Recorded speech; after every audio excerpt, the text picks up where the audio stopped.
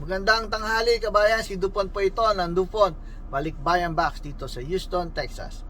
I-announce na po natin ang para sa July shipment natin, yung July 9 at July 16. Yung dalawa lang po muna, every Wednesday po ay meron po tayong shipment.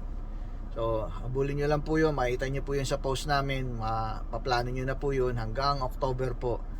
So yung pinaka worst po yung October, yun po yung pinakamatagal. Makikita nyo po yun sa mga scheduling. Sa July 9 po, ang estimate natin sa Manila Seaport ay September 4. Sa Cebu naman po ay September 9. Sa Mindanao naman po ay sa CDO, Cagayan de Oro Seaport, ay October 9. Ang July 16 naman po natin ay Manila, Manila Seaport ay September 11. Sa Cebu Seaport ay September 16. Sa Mindanao, sa Cagayan de Oro ay October 16. Yan po ay mga estimate lang, maaring mas maaga at maaring ma-delay. Hindi po natin hawak ang balikbayan box na lahat ng balikbayan box sa isang barko lang. Hindi po natin hawak yon. Wala pong kahit anong balikbayan box na may-ari ng barko. So lahat yan nakikiload lang sa mga barko ng import-exporter na iba't iba. May mga sasakyan na laman, medical, may mga pagkain, iba-ibang mga laman ng barko na may container na niloload at umiikot sa iba't ibang bansa. Yung sa atin po from USA bound to Asia. Dadaan po yan sa Taiwan, sa Korea, or sa Hong Kong, or sa Singapore. Depende po kung saan po sila mag-stop over. Hindi po sila dumidiretso sa Pilipinas. Kasi po kakaunti naman po ang import ng Pilipinas na Amerika, mostly China ang ginagamit nila. At ng mga Chinese na yan at ang Amerika ay nagkakaproblema sila sa trade war. Kaya yung mga barko na yun na ginagamit po ay hindi nakakapuno kaagad. Yun po nagkukos ng delay sa seaport ng mga Asia. Nilalagay na ibang kumpanya ay Asia Port, nagkakaroon sila ng congestion, nagdi-delay, hindi makasakay yung mga ibang kumpanya, or walang container na ilalagay, hindi sila makapuno. Marami silang i-announce kapag mayroong problema, pero gusto nila mabilis sila makapag-ship. I-track lang po natin ng ating mga box. Usually may problema po na mga nagwo-worry na hindi marunong mag-track, pwede naman po magpaturo sa amin. Kasi po kapag tinatrack nyo po yun, nakikita nyo yung box nyo, huwag yung hihintayin nyo, kasi po may value po yung box nyo. Pinadala nyo po yung pagmamahal diyan, yan yung regalo nyo. Kaya dapat po ay kailangan natin mayroong tracking online. Kailangan po i-track po online. Kasi po naandyan dyan po lahat yung mga update. Kung na-reroute sila dahil meron daw problema, kanina lang sa simbahan ay nakausap ko yung isang customer, sinabi niya, nakalagay kuya rerouted, hindi yata na Taiwan, parang pumunta na ng Korea dahil may threat yata ang China nung panahon na yun sa Taiwan. So Korea sila ngayon nagta-transit papunta naman ng Pilipinas. May mga instances na ganun, merong hindi. May mga shipping line kasi na maingat, ayaw nila maipit sa gera, kasi ang gera na yan, political yan geopolitical, may mga problema sa iba't ibang bansa. Kaya dapat meron tayong awareness kapag nagkakaroon ng ganun. At yung mga bagyo, hindi po natin kontrolado. Kung napansin nyo po, kakaiba na ang panahon ngayon. Tignan nyo yung nangyari sa Guadalupe River dito sa may San Antonio Kerrville. Yung lugar na yan, tumaas, nagkaroon sila ng flash flood. Hindi naman sila dati nagaganyan. So hanggang sa mga subdivision umabot, hindi lang doon sa mga lugar na pinaliliguan ng mga tao, pinag-outingan nila, kasi mahilig din sila mag-outing dito, lalo na holiday. Nagrenta sila ng cabin. Kawawa yung mga tao nila, inabutan ng flash flood, maraming namatay.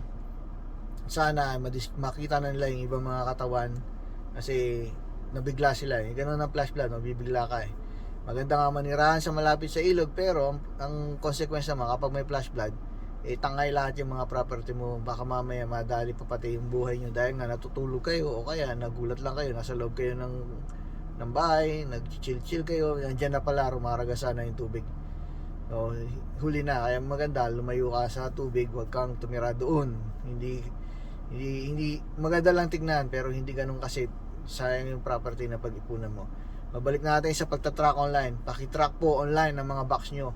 simula pa lang nang na-pick up o kaya after 2 days na na-pick up, track nyo na po, makikita naman po yan sa online.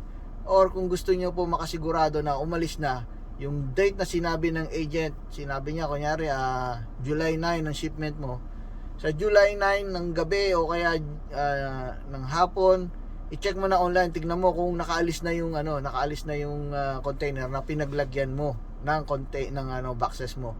Kasi yung mga box nilalagay sa container yan, tapos dinadala ng truck sa seaport.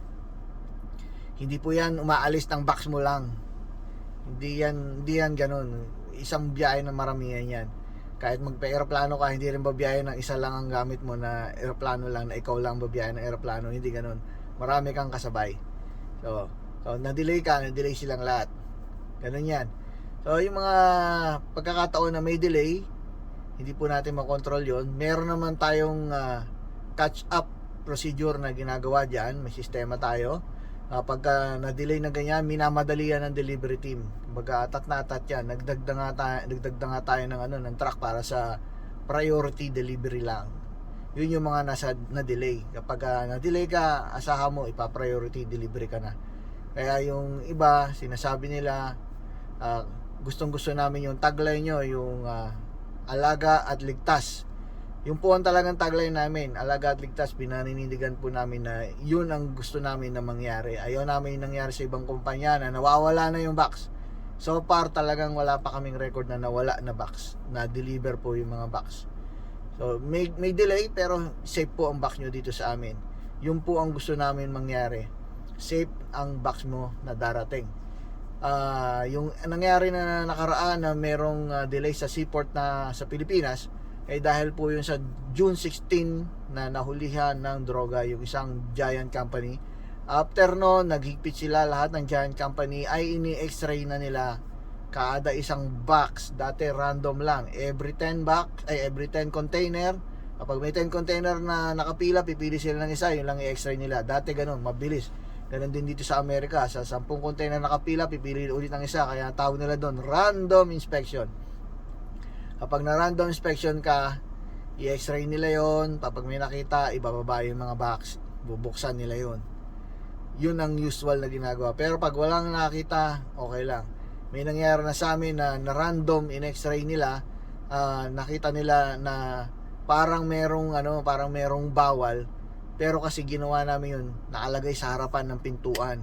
Kasi honest kami, nakalagay doon yung TV sa tapat ng pintuan, nakalagay doon sa yung generator sa tapat ng pintuan.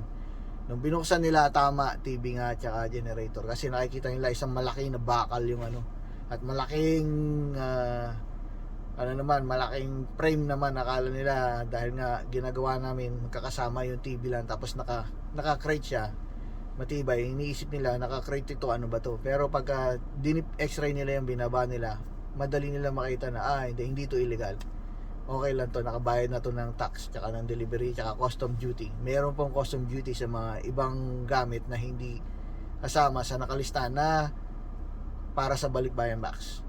Ganun po yan.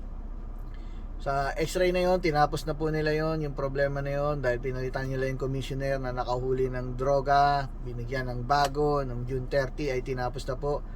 Ngayon yung bagong commissioner na yun, hinahabol niya yung mga backlog dahil nga naipon yun yung mga container doon. Nabalitaan ko yung isang kumpanya doon na letter L, yung napakamura-mura, meron siyang na container doon na nakapila na hindi pa rin ma-inspect, hindi pa matapos dahil mahaba ang pila. So bigla na lang yung makakalusot dahil tapos na, para lusutin yun, makakalabas na. Pero sumatotal, na-delay na rin sila kasi pinapila sila matagal. Sa mga dating customer po namin ay sanay na sila.